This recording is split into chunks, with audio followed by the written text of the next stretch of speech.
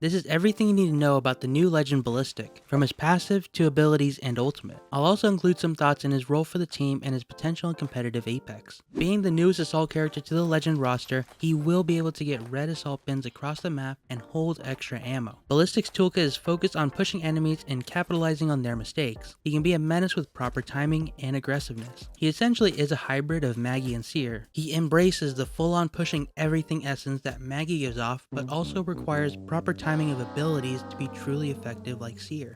His passive allows for him to carry around a third weapon. You'll get to have any ground floor loot weapon with no attachments. This also means no optics of any kind on it.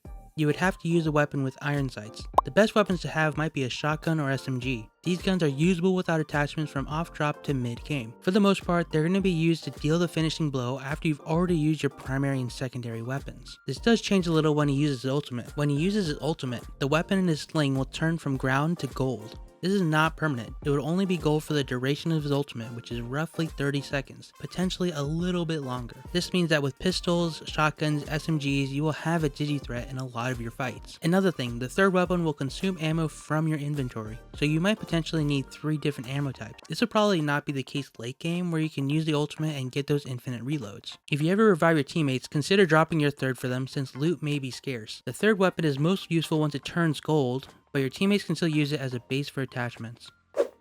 The tactical lets you fire a special pistol. It has a homing feature allowing you to shoot and land shots while enemies are around cover. It also acts a bit like Ash's Q in that if it hits the wall or the ground, it will stay there and enemies can walk into it as if they got hit. If it lands, it will cause the opponent's weapons to overheat. It will deal 20 damage if the bullet hits an opponent and only 5 if they walk into it. They're going to be afflicted for 12 seconds with the overheating mechanic. I already tried, but having a gold helmet does not increase the duration of the overheat. This overheat mechanic, think of it like an L-star. The more you shoot, the hotter the indicator gets, but you can also burst fire to minimize its effects just like an L-star. Switching weapons will not reset the heat meter, so you really should just try to temporarily stop shooting. Keep in mind that you don't want to spam this. Like Seer, his abilities are best used with timing. Perhaps in a 1v1, if you are lucky enough to land this, your first instinct should be to push them. They are most likely going to have to shoot and accidentally overheat their weapon. This will stun them and deal 30 damage. So if you land the Whistler and they overheat their weapon, your Q will deal a total of 50 damage. However, I've been really struggling to land these Whistlers, and instead I'll often use them to limit the enemy's options. I'll instead shoot at the ground and force them to swing in the opposite direction, similar to an Ash Q. If you play Ash a lot, then you will most likely enjoy the Whistler even more. His ultimate gives him and his teammates faster reload times, infinite ammo, and faster speed. Alongside this, your weapon in the sling will be pulled out and turned to gold. So back to some weapons that you want in the sling. SMGs and shotguns are great, but having a gold Havoc, Devotion, or Rampage would also be great since turbochargers are rare, and this will charge your Rampage, allowing it to break doors. His ultimate gives additional speed that stacks with other movement abilities like Bloodhound's ultimate, Octane Stim, Bangalore's passive, and Maggie Balls, and more. This gives him a tiny bit of rotational power like Maggie for one in a pinch, but realistically this should not be used to engage in a fight.